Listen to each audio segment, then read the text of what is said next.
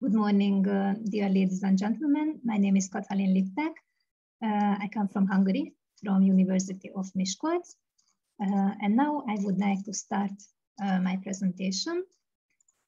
Today's topic will be the changing the concept of work in a globalized and digitalized world. I am very happy about the opportunity, and I hope you can enjoy my presentation. So first of all, the introduction. Automation, digitalization, and globalization influence today's global labor market. The process of change has become increasingly apparent also in Hungary and in Central Eastern European countries and all over the world. Both the employer and the employee must adapt themselves to the rapidly changing circumstances. In the literature, the concept of the 20 and 80 society is frequently listed as an effect of globalization in the labor market. The most important authors who deals with this topic, Martin and Schumann, Rifkin, and Almásy. According to this concept, 20% of the total population being employed will be enough in the future to keep the global economy going. And I think in this situation, the atypical employment solution will be a good opportunity for the employees and for the employers. The most important question regarding this topic. The future of the labor market raises several questions. The first, what will happen to the workers excluded from the labor market? And second, how can human workforce compete with machines? And should this situation be conceptualized as competition at all? And the changing labor market and the concept of the work. According to OFFE, the central role of work has changed. Individuals see work only as a way to earn money. Its social organizing future has caused, and there has been a cultural shift that has resulted in a change in individual attitudes and relationship to work. In Robertson theory, volunteering, freely carried out for one's own needs, is a new element in contrast to paid work. It is worth nothing that not only the concept of work has been evaluated, but also working conditions and circumstances. According to Dahrendorf, a critical point in the history of work is the impact of recent changes in modern social conflict. There have been many changes in the nature of work that have had an impact on the lives of individuals and the social structure. In his view, work is no longer the solution to social problems, but a part of the problem itself. He also sees modern societies as labor societies. According to Rimler, due to changing conditions, a new concept of work is needed.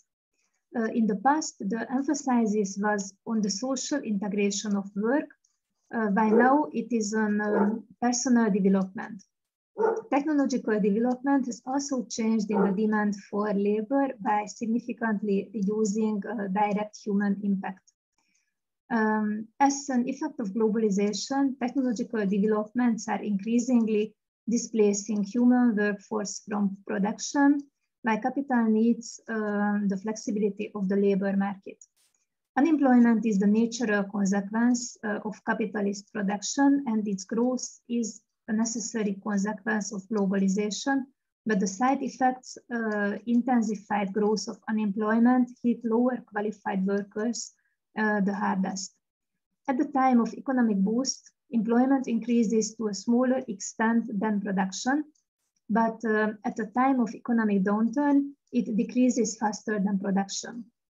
According to Rifkin, one of the main reasons for the decrease in labor demand is the increase in mechanization and automation. The consequences of the changed world. The rapid development of information technology is radically transforming the whole society and the globalization. What skills do we need to have in the digital age? a little bit the same and a little different. Digitization and automation are becoming more popular in the world of work, often reducing the need for a living workforce. The shift to mass production and the high degree of mechanization also led to a change in the nature of work.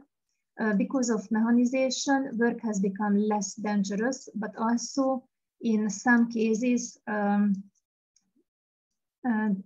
from a humanist point of view, the change in work in market economies has destroyed the human personality, reduced curiosity and talent, and has made work boring and monotonous.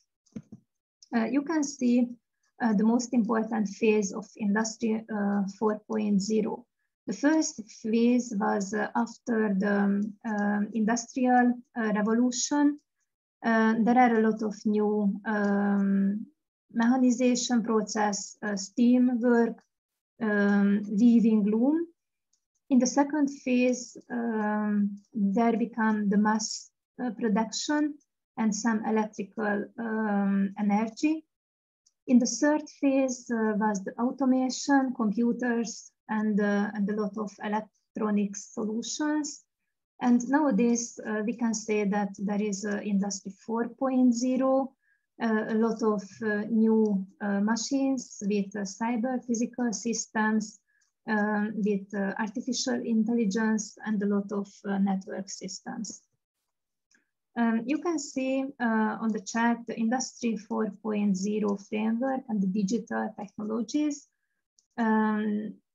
These things are very important. For example, smart sensors, advanced robotics, big data analytics, 3-dimension printing, cloud computing, location detection, and these solutions can make a lot of changes on the labor market, of course.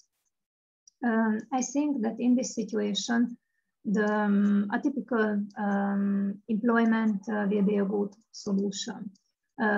What does it mean, atypical employment?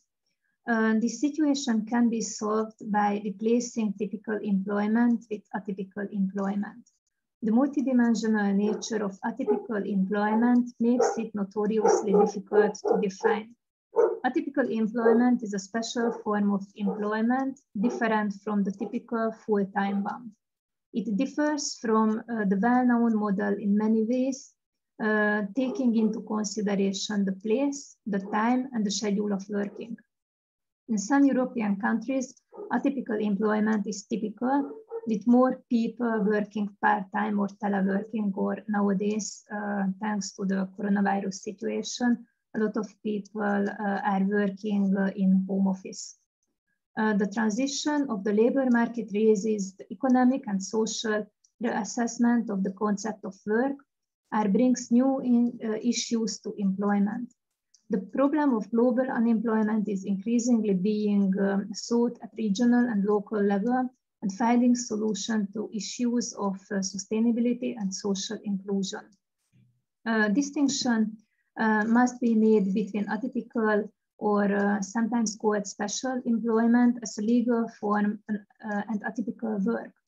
The former refers to the legal forms of working that are not traditional or typical, such as the well-known outworking legal relation, which has recently fallen into the background, or casual work, expanding telework, part-time employment, individual collective self-employment, temporary employment, and fixed duration employment. It means contracted employment. Atypical work, however, means that the frame, condition, and location and the activity differ from those of typical work, such as working outside of premises of the institution or company, or working in one or more departments. It is worth clarifying why employment is flexible and atypical. The main characteristics of atypical employment are the following: employment for an identified duration, fixed number of working hours, defined job with defined remuneration. Atypical or flexible employment differs in one or more aspects. It is based on the fixed term labor contract, part-time instead of full-time employment, outside of labor relations, and based on civil law, based on new ideas such as working at home, outworking, and teleworking, based on the distribution of working hours that is adapted to needs of the employer and the employee. You can see on the chart the most important types of atypical employment. Teleworking is a form of employment in which the bulk of work is done at a location other than that at which the work would have conventionally been done. The place of work, usually decided by the employee or the employer, can be stable or changing. The employee keeps in touch with the employer or with the customers and reports back using some from the modern communication technology. There is no exclusive definition of part-time work used in international legal sources. According to International Labour Organization definition, the part-time work is significantly shorter than the normal working hours. The OECD, primarily due to statistical reasons, uses the definition of working hours less than 30 hours per week. Temporary employment is a special form of work established to reduce costs. In this case, the employer who signs the labor contract with the employee and the actual employer are not the same. It is important that because of guarantee reasons, only the labor of those employees who were employed especially for these reasons can be borrowed. Atypical employment may represent a good opportunity for European countries to improve their employment situation. The spread of atypical forms of employment can be promoted by an increasing willingness in women to work, relatively long-term unemployment, which unfortunately also exists today as a result of coronavirus crisis. Income earning strategies of employees that are adapted to individual life cycle. Summarizing, according to my opinion, the Industry 4.0 refers to the implementation of cyber-physical systems resulting in the digitalization of the production system. The flip side of the coin is the integration of new technologies in the products themselves, smart connected productions, such as smart cars, smart consumer electronics productions, and smart buildings are cyber-physical systems themselves. New technologies have dramatically improved adapting firms' operations parameters, such as efficiency, productivity, transparency, costs, and flexibility. They have altered industry boundaries, included new business models, and have transported several competencies of corporate strategy. And as I mentioned, the atypical employment forms can be a good opportunity for the European countries to improve their labor market and employment situation. And the spread of atypical forms of employment can be promoted by an increasing willingness in women to work. And thank you so much for your kind attention.